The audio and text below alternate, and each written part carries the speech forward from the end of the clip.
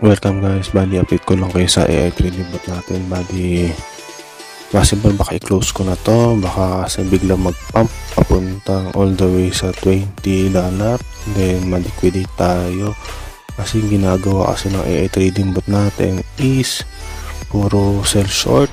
Baka possible kaysa may profit ang PNL natin ay baka ma-liquidate lang tayo. Siyempre risk management pa rin, lagi ko sinasabi sa inyo, kaya possible i-close ko na to this day.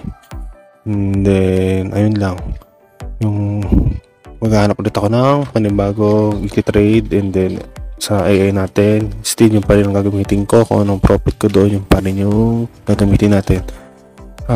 Yung wala pang OKs dyan, nasa description lang yung link para diretso na kayo sa website. And then always remember, trend is your friend. Bye bye.